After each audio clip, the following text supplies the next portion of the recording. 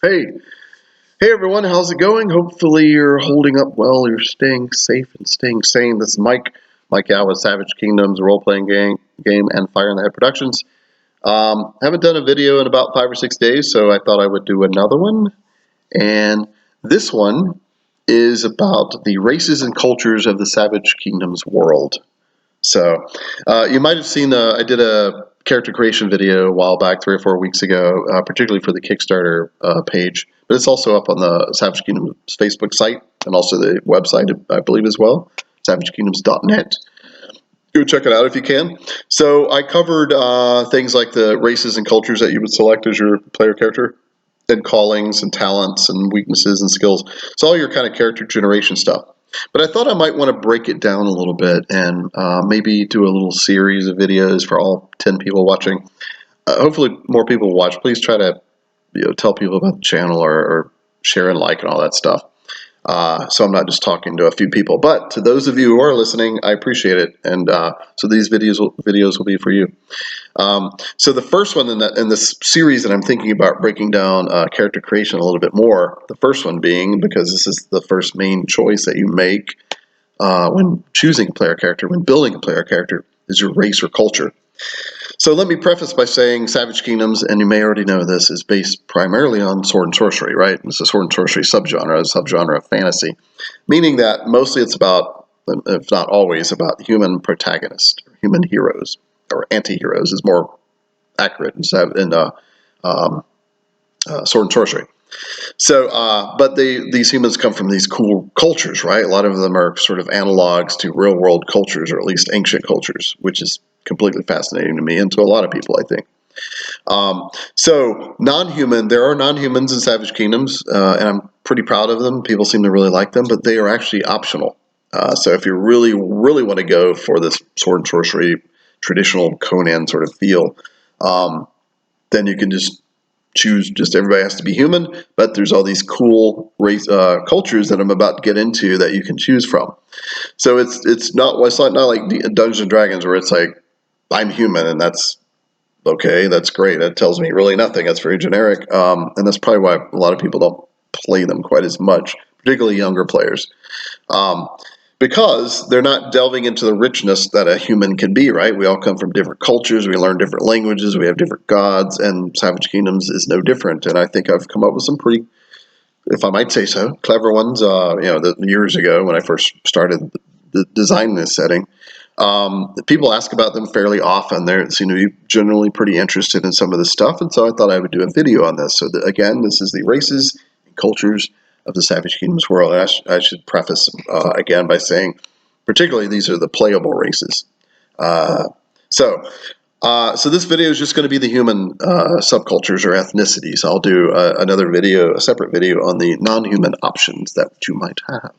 Okay. So, starting in alphabetical order, the first culture or ethnicity of human in the Savage Kingdoms world, and again, this is the West. This is the core rulebook, which covers the western continent of Astagonia, which is sort of a European-esque continent. So number one is Eridorn, or the Eridornians, the men and women of Eridorn. So Eridorn is a very, this is a Dark Ages setting, as most of you already know. But Eridorn is kind of getting towards early Middle Ages or early medieval era. So it's developing an idea of chivalry. Horseback is being used more, particularly in combat. People are learning to fight from horseback and the power of cavalry. So that's definitely an Eridornian thing. They speak Brithian because the original Eridornians were just Brithians who sort of conquered eastward and conquered some indigenous tribes, the Eridorni being one of them, and they actually named the realm after the Eridorni because they were very brave, and many of them actually got subjugated into the racial makeup of the Eridornians. So an Eridornian is basically a Brithian, which is kind of Anglo-Saxon stock mixed in with some of the indigenous tribes there, which were also very Germanic, kind of Northern European in general. So Eridorn, if I have to put a real-world analog on Eridorn, they are inspired by several different things. They're inspired by Arthurian literature, but also Anglo-Norman. So they're kind of Anglo-Arthurian or Anglo-Norman Arthurian, if you can get a grasp of what that is. So think Nasal helms, lots of chainmail, kite shields are being developed, and early forms of chivalry, and even jousting is coming around as a sort of a sport, but it's very brutal. I mean, there's not like a point system. People are getting nailed off their horses.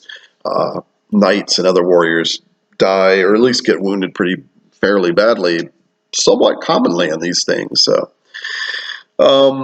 yeah, that's Eridorn, and they have a god named Saint Paladir. He's what they call the lone true god. Originally, they worshipped the Brithian deities, which were the druidic gods, Cormac and Briannan, Luella Ravendark, Bronfennin, etc. So those are sort of the heathen gods now. As the one true god, or the lone true god, Saint Paladir is now the main deity, and his faith has only been around for about 250 years, a little bit more, 260, I think. His holy symbol is very often, or almost always, represented by a rose entwined around a sword, representing war and martial prowess, but also peace. And you see that symbol a lot in Eridorn. A lot of noble houses implement that imagery. The Knights of the Sword and the Rose wear that on their shields and on their surcoats of burgundy and silver, mulberry and silver and white. So yeah, that's Eridorn. Number 2, Brythia, the Brithians. So the Brithians are based on, and it's not Brythia, it's Brythia. I've heard several people say Brythia, and that's cool, that's all fine, and it's understandable, but it is using a Welsh, it's like Celtic Y, so it's Brythia. Brythia is based on Anglo-Saxons, very much Anglo-Saxons of the 9th through 13th centuries, really, 12th centuries, really. So they are, and so if you were doing a play actor, it would be very much a British accent, such as the Eridonians. Although in Brythia, it's probably more of a northern English accent like this. It's a bit rougher, and it kind of goes, almost got a bit of a little to it. So, right, that's Brythian. They still worship the old druidic gods of the ones I just mentioned, Cormac and Briannan and Luella Ravendark, the night goddess, and Gaelrith, goddess of the sea, also associated with luck and death and fate, because going on the sea still can be very treacherous, and you're kind of gambling with your life, so to speak. Brythia is a very big sea power too, by the way. Its rival is Ismondos to the south. So they both kind of vie over controlling the Sunset Sea, basically. So yes, think pre-England England. So Anglo-Saxon England, England. So the smaller kingdoms of England before it became a greater England. So yeah, that's the Brithians. And that's ruled by a queen, by the way. So technically, it's people call it a kingdom or a realm, but I guess technically it's a queendom. Number 3 is Cairnia. So the Cairnians, the people of Cairnia, are a sort of a sub-variant of the Brithians. The reason why is Cairndon used to be its own realm, Cairndon. The Cairnians are very much based on the Scots, on the Scots Gaels, Scots Gaelic, and so over time, the Brithians took over Cairndon and renamed it Cairnia. So Cairnia is the province now, or a client realm of Brythia. But it's sort of its own thing, right? Because it's a client realm. It's not. It might be called a province, but it really kind of isn't. The Brithian queen sort of loosely rules it and has allowed other Brithian lords to go settle there to kind of keep an eye on and collect taxes and tribute from the Cairnian people. So they're really kind of controlling them, but in some ways they're also sort of protecting it. You know how that whole relationship, the feudal sort of relationship, happened. Some of the clans in Cairnia they're great for Brithian rule because they think it's there's more wealth and opportunity, and other clans, particularly in the south and in the east of Cairnia or Cairndon, are very rebellious. They want to free Cairnia back, or Cairndon as it used to be called.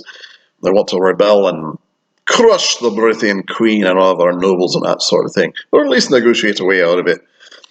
So you've got this whole Braveheart thing going on between the sort of the English and the Scots. So if you're getting that read from it, then you are pretty spot on, actually. So that's the Cairnians. They are originally from the Gaelic people, a Celtic sort of people, and so that's why they're the Scots, sort of the Scots Gaels. Yeah. Number 4 are the most difficult one to pronounce, I think, from people, unless you are familiar with the Welsh language, or the Cymrethi. So it's spelled Cymredd is the name of the realm, Cymrith. So it's pronounced exactly the way I just said it. So it's Cymrith or Cumrith, not Simred, which some people say, which is fine, totally understandable. Some people might even say Kimred, and you get part of it right. Or Simred, or Kimred, or so it's not either of them. It is it's a hard C, a hard Celtic C, and the double D is pronounced with a soft TH, just like in Welsh. So Cymrith. The people of Cymrith are the Cymrethi. So that's the Cymrethi, or the Cumrethi, not Cymrethi, although that's close enough. But Cymrethi, they are the predominant tribe of the area. It's not a united realm, so outsiders call it Cymrith because that's just probably the only tribe they've heard of in this forested area.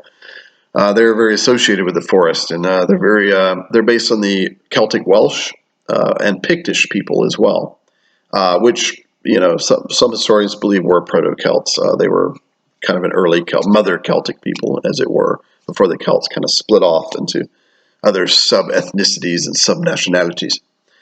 So the Cymrethi paint themselves in woad a lot for war paint, but also to blend in with the forest. Their realm is very foresty and swampy.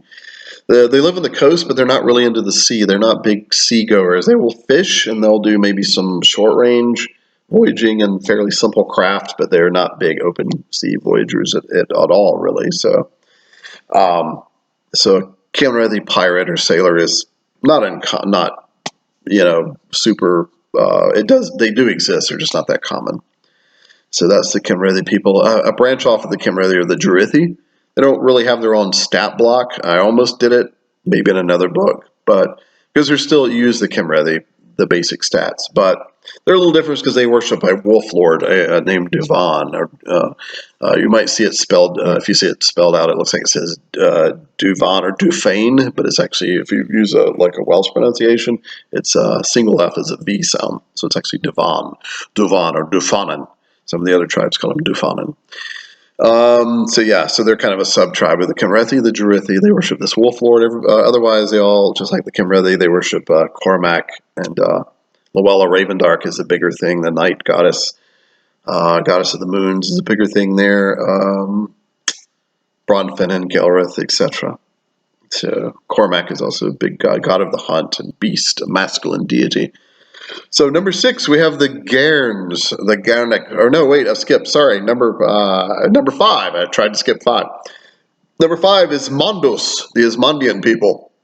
So the Ismandian people are based on early Spanish. Ismandos is the name of the realm, hence what they are called. They're not Ismendosians, they are Ismandians. That is the name of their language, the name of their culture. They are based on early Spanish. So if you can think of provincial Spain during the Roman Empire, or actually really a little bit after that,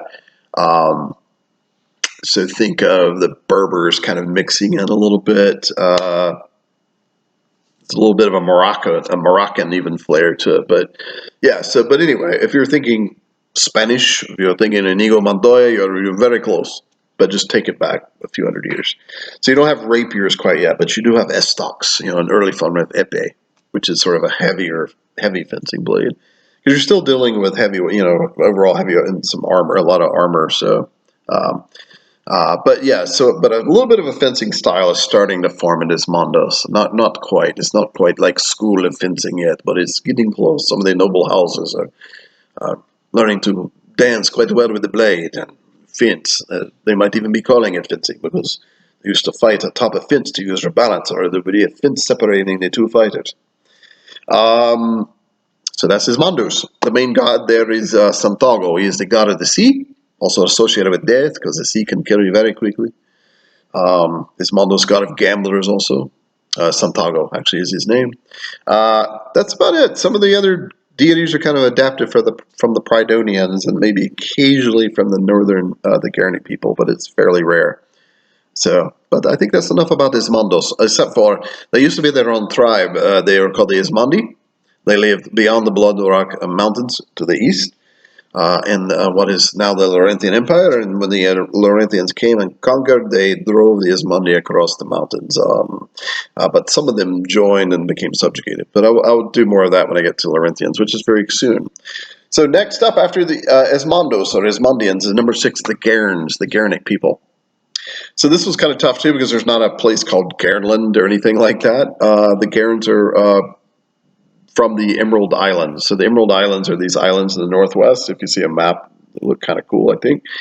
Probably broke off from the main continent thousands of years ago. Nobody knows for sure. And they're called in their language, Garen means green. So they're actually called the Green people. Meaning because they're from a very green land, so think Ireland. In fact, they're based on the Celtic Irish, on the early Celtic Irish of sort of between the Iron Age and the Dark Ages. And so they talk a lot like this. If you're trying to play a Garnic character and you're lilting back and forth like this, you can do a bit of an Irish accent. It's pretty close enough. Think more like Lucky Charms and Limerick accent, be more, it's more of a northern accent. It's a little more guttural and back and forth, but it does lilt. So if you can do any sort of Irish accent, that's basically a Garnic accent. Whatever. Anyway, moving on now. So they're also called the Green people because they're heavily associated with the other world. Like they have a pretty deep associated with the fairy folk, both honoring them and being sort of terrified. So very respectful at the same time, but fascinated. For some reason, that part of the world seems to be touched the other world closer in some ways. And there's also the Druid priests. So anyway, the main color associated with the other world or with fairy is green. So just like it is in the real world. So little historical note, green and red are sort of the colors of the main colors of the fairy folk or the fae folk. So it's Christmas. All right, so Saint Nick and all that. That's the Garens, the green people. Garnic is the name of their culture, the name of the people, but they're from different tribal realms in the Emerald Islands. You got places like Fairland and Dalruatha and Kale and even some real smaller ones that don't even show up on the map. So, but overall, arcing their culture and race or ethnicity is known as the Garnic people. And again, they're based on sort of Dark Ages Irish folk, good old Celtic Irish people, good hearty people. All right, so that's the Garens. Their deities are what I mentioned: Cormac and Briannan, etc. Gelrith, goddess of the sea, Bronfinnan, god of sort of inspiration and bards. So bards are a big thing up there with the emerald harp and that sort of thing. Number 7, Laurentia, the Laurentians, people of the Laurentian Empire. And yes, it is an empire. So it's based on the Roman Empire. It's based mostly on Imperial Rome, but if Republican Rome works too, because culturally it's still kind of the same. It's just politically a little bit different. But it is ruled by an emperor. Octavius V is the current emperor, but a whole line of Octaviuses, obviously. He does have a senatorial council that does support him, so there is some representative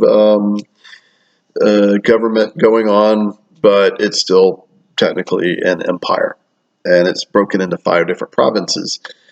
And some of the provinces are named after native people that were conquered, such as the Goldari and the Latagoni and the Esmondi, who were driven west and settled, west and settled the realm of Ismondos. So Laurentians were basically Pridonians that conquered northwards. They sailed northward and conquered these softer lands that had tribal people living in it that were tough, but they weren't really banded together, and technologically speaking, they were slightly behind as well. So they got sort of easily conquered, actually. Well, it wasn't easy, but they conquered them. Some of those people got subjugated into the Laurentian culture and DNA. So basically, they're racially stock. They're kind of Greco-Roman mixed with some of the northern sort of Mediterranean people, which would be like the Etruscans in real life or something like that, the Proto-Romans. So yeah, so a lot of them are, sort of dark-haired and somewhat swarthy, but not some, some are fairly fair-skinned as well. So yeah, that's their main gods are Agathon or Argathon. He's a god of conquest and fire and battle and victory and competition. Because they're sort of a conquering people. They're a little more decadent now. They're not quite as conquering as they used to be. So their other main deity is Titherius, a god of wealth and commerce. He's sometimes called the golden god. And Agathon, by the way, is sometimes called the red god. So the two main pillars of Laurentian society is sort of conquest and competition, and commerce and wealth and gold. Then you have other goddess Lucia, goddess of the arts and associated with the moon. Sometimes also associated with seduction and love goddess.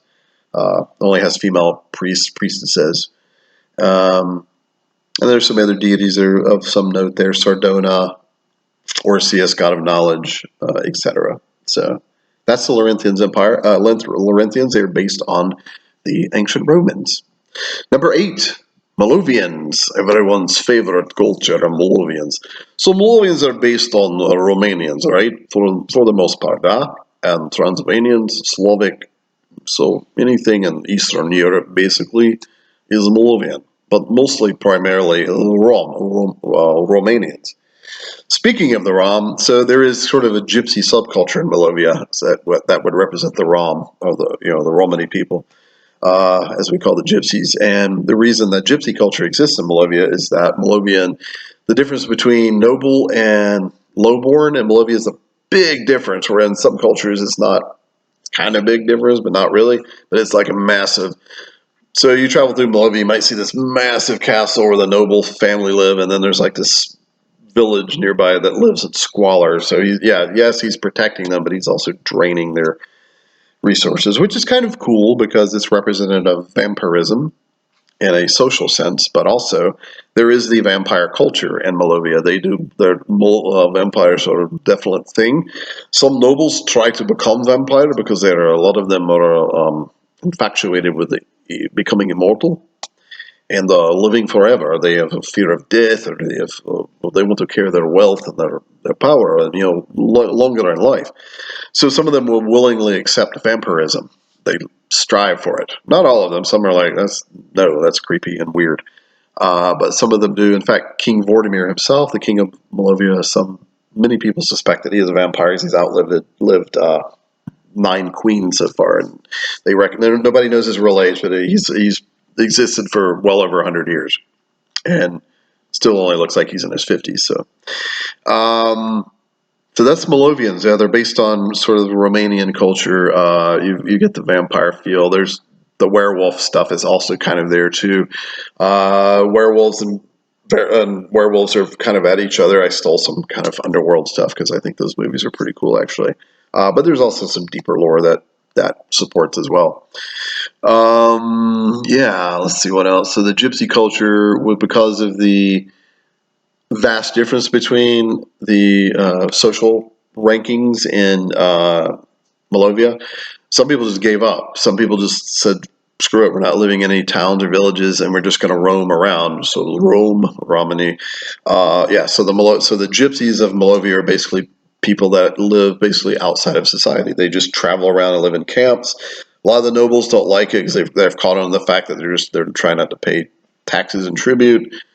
And so sometimes they're attacked on sight. Now, there's one place called Rogues Hollow, which is a massive gypsy encampment that just kind of grew into a big village. And now it's so powerful that even some of the nobles kind of fear going there. So they've managed to kind of set up almost their own sort of semi-realm there. But otherwise, the gypsy culture travels around and just lives off the land. They're very gypsy and hippie, and then they sing and dance, and yes, they do steal a lot from people. So that sort of stereotype is there as well, because gypsy law is possession is 9/10 of the law, sort of thing. All right, on to number 9. 9 is Norland, or the Norish people. So if you're from Norland, you're called Norish, or a Norishman, or Norish woman, or just Norish folk, or just North folk, or Northmen. Norland in their language literally means Northland, or North realm, North country. The Norse are based on they're Scandinavian. They're very Scandinavian and analog during sort of the Viking Age. So they're still raiding coastlands. They're considered barbarians for a lot from the Southrons, the southern people, or maybe even savages, which is probably a little harsh because they excel in shipbuilding, probably the best shipbuilders in all the world, even better than the Brithians and the Ismondians. And they will trade too. They can be very civil. They have their language is pretty detailed. Their culture is very rich. So yes, they can be brutal Viking-like if you're playing one, but they can also be pretty good traders and craftsmen as well. They can be civil when they need to be, when it works out. But they live in a pretty cold, harsh realm, so that you have to be tough and strong and even violent sometimes. So that's the Norse people. Their main deity is Fragner. Fragner is a god of the sea. He's sort of a god of war as well, but that's not his main thing. But he's associated with the sea and chaos, because the sea can be very chaotic to them, even though they thrive and live off of it. But it also represents chaos and uncertainty in a primal and uncertain world. So that's Fragner, and again, also associated with war and battle. And it's pronounced Fragner. Some people call it, say, Fragnir, and maybe technically in Norse that's how you would pronounce the way I've written it, but I call it Fragner, and I'm sort of honoring the Valnir or the Vanir of Conan's setting, and also real life. So that's the Norse. Number 10, the Pridonians. So now we're going way down south, because I'm going in alphabetical order. I'm not going north to south or south to north. So now we're in the south. The Pridonians are in the, if you see a map of the continent, man, I should have had one ready. Oh, here we go. So this may put in context some of the stuff I'm yapping about. So we were up here in Norland, right? Actually, hold on. Where did we started in Eridorn, Brithia, Kimrith. There's Cairnia, this client realm of Brithia or province. What else? Where do we went? Esmondos, down here on the coast. And then you got Laurentian Empire. Laurentia is all of these on the other side of the mountains. And then you go to Moldavia. Moldavia is way up here. It is also known as the Winter Kingdom. I should have said. Some people call it the Winter Kingdom. Oh yeah, another cool thing about Moldavia I totally left out is Andorok, the chief deity Andorok. Now, Norland, he's also known in Norland. All the northern people sort of, this is this very similar pantheon, but Andorok is kind of a lesser deity, like in Norland and et cetera, and Scathia, but he's like the chief god of Andorok. He's a god of death and winter and undeath and black magic. So that's why he's kind of a big deal there, because, like I said, the nobles, some of them try to actively become immortal, and the best way to do that, the cheapest way to do that, is become a vampire, to live forever, even though you have to drink blood and do all this other bad stuff. So that's, that's Andorok's chief deity. So where was I? Pridonia. Pridonian Islands are down here, as you can see. So there's not like a big Pridonia. So this also gets confusing to people. It's probably my fault. So there's an island called Pridonia, and there's a city, and it's I kind of base it on ancient, on a cross between Constantinople or Byzantine and Atlantis, because half of it is sunk. It is like this big, beautiful, like the first cool, really awesome city that humans built, or the Rhodanites built back in the day. So anyway, through a series of cataclysms, these became islands over many, probably millennia ago, and so the whole culture is known as the Pridonians, even though there's just the one central isle is Pridonia. And other islands have different names, like Neopos and Orosies. Sardonica was sort of a joke, because Sardonic, I know, so I named it Sardonica. It's silly. I'm actually changing it for 3rd edition, making it just Sardonia, because normally I don't do like silly jokes like that, and I did it. Anyway, Athlon, which is kind of like Sparta. And anyway, there's a bunch of other little islands. These are like the main ones. Tauronopolis, Vienne, Phalastius, etc. So this is the culture as a whole, is the Pridonian. So for whatever island you're on, you still speak Pridonian, you still have a very similar culture. There are two distinct, as you might notice in the book, there are two distinct separations, though. There's the Central Islanders and the Outer Islanders. So the Central Islanders are, literally Pridonians proper, and let's see who else. This is considered Neopos. These are kind of more civilized. The Outer Islands are more slightly wilder, almost more like Spartan, where the interior is more, the people are slightly more civilized, more scholarly in a way, but they still share a same general culture. So they are based on the ancient Greeks. You might can tell by the name, some of the names probably. So they're based on the Hellenos Greeks of sort of the ancient world. Yes, they're kind of an anomaly, that they're sort of from an antiquated age, but their culture is rich enough and they're numerous enough to where their somewhat antiquated culture is still relevant. It's not being pushed away and they're not being destroyed. In fact, they're rarely really attacked except by pirates and that sort of thing. No realm has really made a concentrated jab at the Pridonian Islands for many centuries. So they're able to kind of get away with it, and they still adapt things from the, they still know how to make steel very well, and they're still quite aware of all these other technologies, but their culture overall is sort of still stuck in this kind of antiquated age, which is really cool, a heroic actually. They're very good shipbuilders. The sea they rely on. In fact, their main god is Pridonis. Pridonis is the sea lord, the god of the sea, also associated with water and rain in general. He's also associated with life because rain represents life and the sea represents life and commerce. On the flip side of that, he's also associated with death, but only in a minor sense because life begets death, etc. In order to be born, you had to be dead first. So this is the whole cycle thing, basically, but mostly a god of life and the sea. There's other deities like Romega. Romega is really cool and my favorite. Her sect is all female priestesses. They all go about masked. She is a goddess of mystery. That's why. Goddess of mystery and magic and dreams. That's kind of her main thing. Really, mystery and dreams are her main thing. Magic is just, assumed to be mysterious.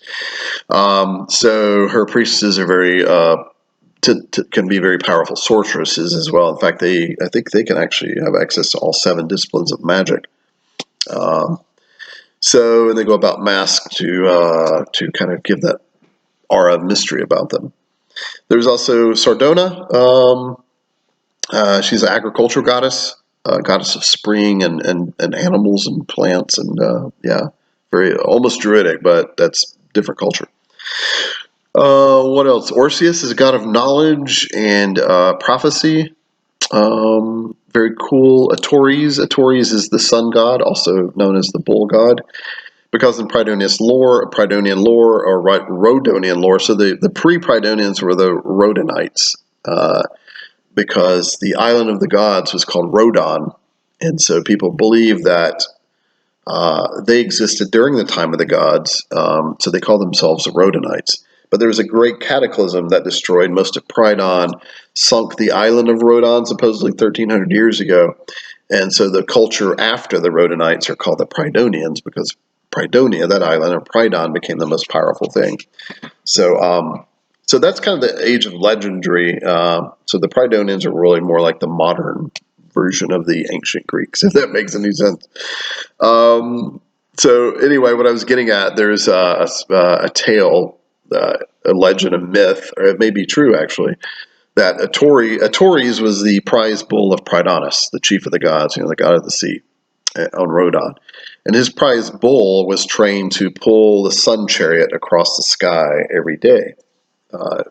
Perfect timing so that mortals would have a clock to go by.